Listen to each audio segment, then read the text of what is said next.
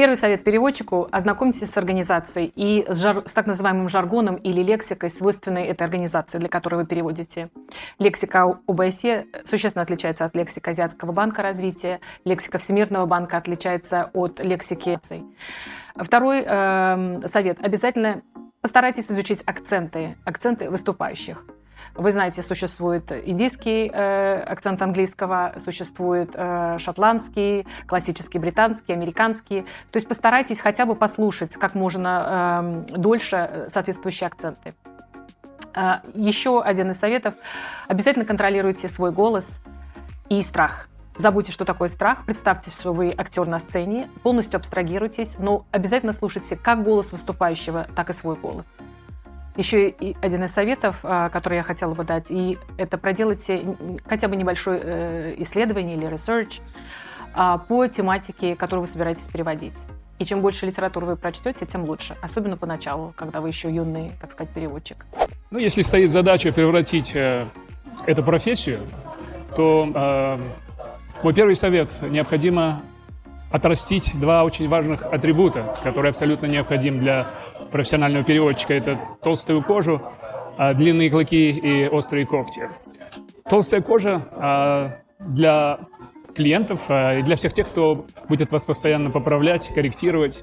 Как бы хорошо, по вашему мнению, вы не знали предмет, обязательно может появиться человек, который поправит вас. Поэтому важно как можно раньше отрастить кожу и очень адекватно реагировать на подобные замечания. Что касается острых когтей и длинных клыков, это для коллег, для конкурентов, потому что если вы вступаете на эту стезю, нужно понимать, что это очень конкурентная среда, и если у вас задача или, скажем, ваше устремление сводится к достижению мира во всем мире, гармонии, то это не та профессия, которую вам нужно избрать, потому что здесь скорее мир, в котором война всех против всех. Вот, поэтому, чтобы быть успешным в этой профессии, нужно быть конкурентоспособным, а значит, нужно отрастить себе большие клыки, да. Второй совет, который я бы дал, и если бы мне сказали раньше, что я буду заниматься этим серьезно, я бы, наверное, так бы и поступил. Это полюбить профессию, потому что профессия уникальная. Она, если к ней отнестись с уважением, повернуться к ней лицом, то, в принципе, она много что может дать человеку. Ну, во-первых, это неплохой заработок. Во-вторых, это относительная свобода, распоряжаться своим временем. И, наконец, некая иллюзия независимости. Ну, почему иллюзия? Потому что абсолютно независимым быть невозможно. Мы все от чего-то зависим, но здесь, если ты, скажем, зависишь от одного человека, твоего босса, который тебя контролирует, поощряет, контролирует, мотивирует, то здесь у тебя много боссов, а когда много, значит ни одного. И возникает иллюзия, что ты независим ни от кого. Но тем не менее, поэтому полюбить профессию, и тогда, собственно, все получится, и ты сможешь получать от нее удовольствие.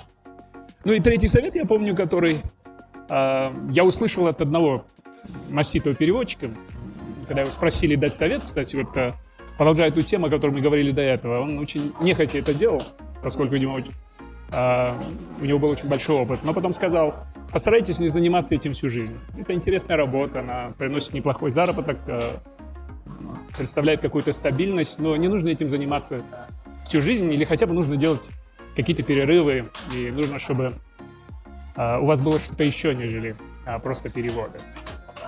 Ну, это 3 совета, которые пришли на ум. Первый совет – это не передавать свое задание, особенно письменного перевода, другим переводчикам. Вы не сможете потом его проверить на качество, и репутация будет подмочена ваша, а не того переводчика, который в конце концов сделал этот перевод.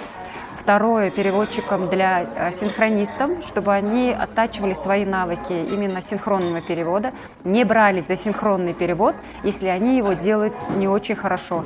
Это в дальнейшем, когда вы уже исправите навыки своей синхрона, может подмочить репутацию. Возможно, использовать какие-то моменты другие для того, чтобы вы могли оттачивать эти навыки синхрониста не на очень серьезных мероприятиях.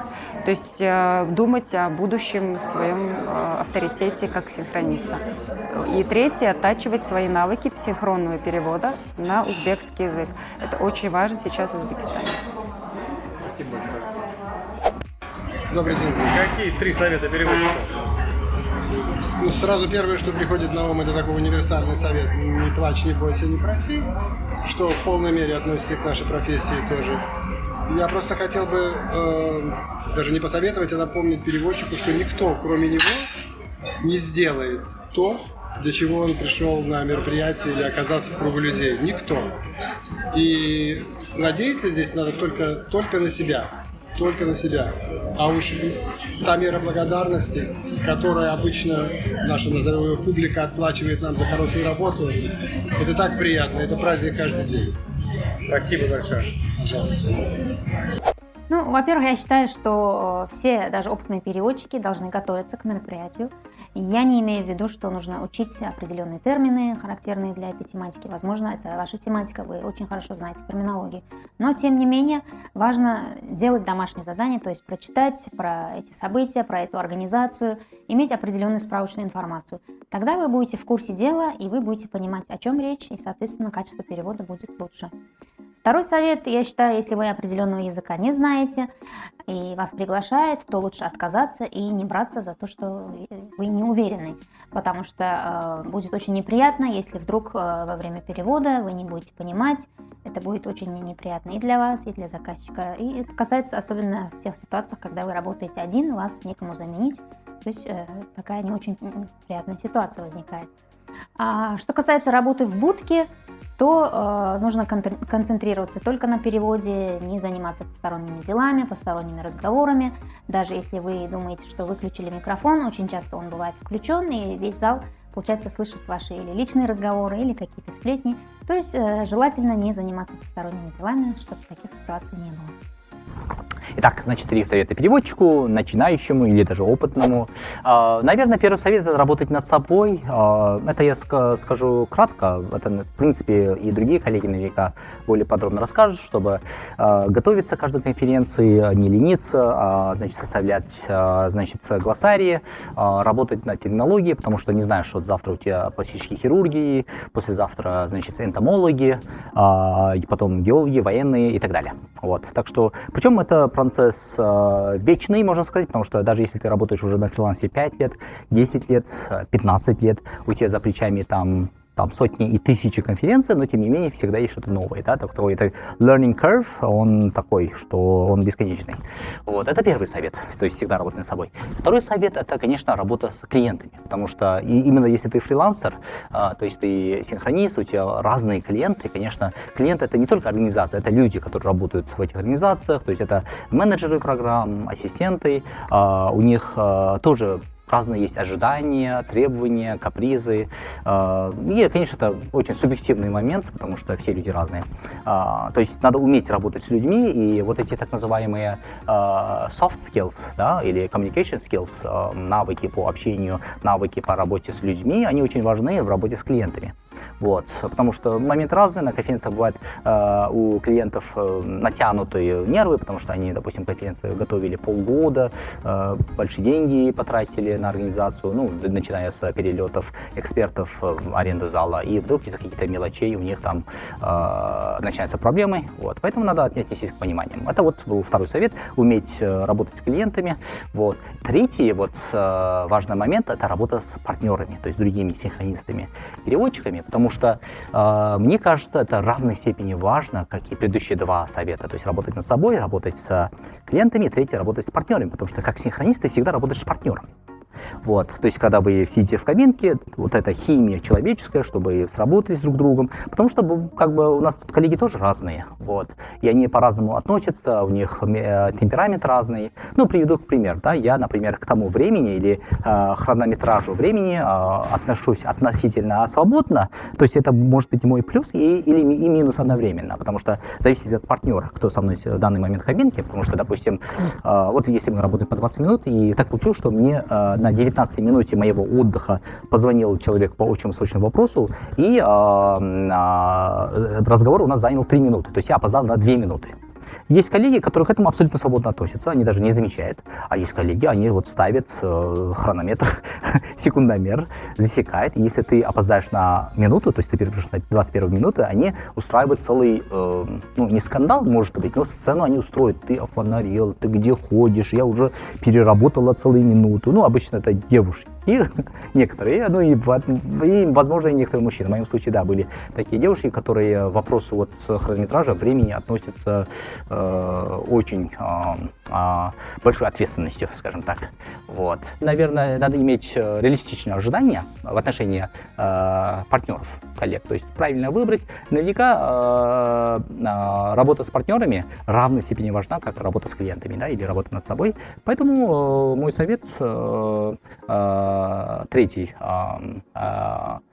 всем коллегам, то чтобы с самого начала тщательно отнеслись к выбору партнера, что, ну, потом, чтобы не жалеть, что неправильно сделал выбор. Вот. Не иметь завышенных ожиданий от партнеров, да, реалистичных, или как говорит герой Галустяна, понять и простить.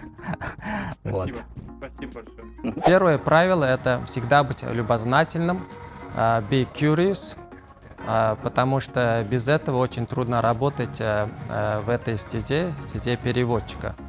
И второе правило, для меня оно золотое правило, всегда готовиться к предстоящему переводу. То есть по-английски это звучит как by failing to prepare, you prepare to fail. То есть игнорируя процесс подготовки, вы готовитесь к неудаче, к провалу. Это очень важно, готовиться к каждому мероприятию, потому что тематика перевода всегда разная, и очень важно брать материалы, спрашивать у работодателя и готовиться к предстоящему мероприятию. И третье правило, это по-английски звучит как then there is always tomorrow. Если произошла какая-то осечка или вы не вспомнили перевод какого-либо слова, то не надо чрезмерно переживать, надо извлечь из этого урок и идти дальше. Вот эти мои 3 рекомендации для переводчиков. Спасибо за внимание и удачи! Ну, когда начинаешь вольным переводчиком, естественно, в первую очередь надо усилить словарный запас, потому что, как вы знаете, не заканчиваешь, там тебе дают 3000 слов. Это в основном бытовые слова. А если вы хотите, чтобы на вас был спрос большой, надо разнообразить свою деятельность. То есть надо знать и сельское хозяйство, и нефть, и газ, и банковское дело, и медицину. Тогда у вас будет больше клиентов. И, естественно, опыт работы нужно иметь и постоянно сидеть и заниматься над собой. То есть, если вы хотите вообще стать синхронным переводчиком, то это очень сложный труд. То есть, постоянно, даже вот когда бывает, иногда я смотрю телевизор, и вдруг мозг начинает переводить на английский, понимаете? И поэтому этим надо постоянно заниматься и расширять кругозор. В основном разнообразные темы, не зациклиться в одном. Но хотя у нас есть переводчики, которые, допустим, занимаются только банковскими делами, то есть работают в Мировом банке, АБР. Это тоже хорошая ниша, у них постоянная работа есть. Но если вы хотите, чтобы у вас был на вас был большой спрос, естественно, вам надо знать и нефть, и газ, как я говорил, и медицину, и все отрасли. И, естественно, увеличить словарный запас. Как вы знаете, английский это как море, да? Возьмем если море, и туда сливаются реки со всех сторон. Вот одна река – нефтегаз, другая река – банковские дела, третья – сельскохозяйство, четвертая – медицина. И вот чем больше рек будет на вашу голову спускаться, то у вас будет больше знания и больше кругозора, и больше спроса на вас, как разнообразного переводчика. И желаю всем удачи. Переводчик всегда должен быть открытым к изучению нового. Всегда нужно обогащать свой языковой запас.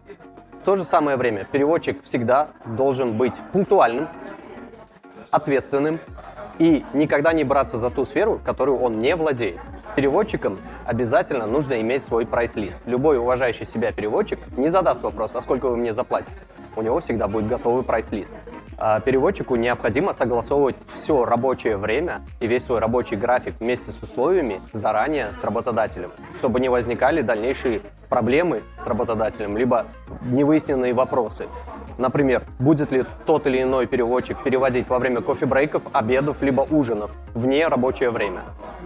И будет ли это оплачиваться со стороны работодателя и на каких условиях.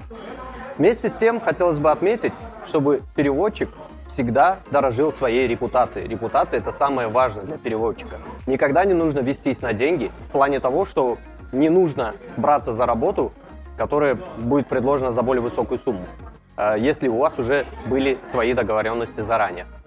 Не нужно переводчикам включать самодеятельность. То есть, если ваш клиент говорит одно, не нужно от себя добавлять что-либо, что не соответствует тому, что сказал ваш клиент. Потому что часто такие вопросы возникают, и тогда это может привести к определенным трудностям. А что нужно, чтобы стать хорошим переводчиком? Талант. Ну хорошо, а тем, у кого нет таланта? Не надо становиться переводчиками.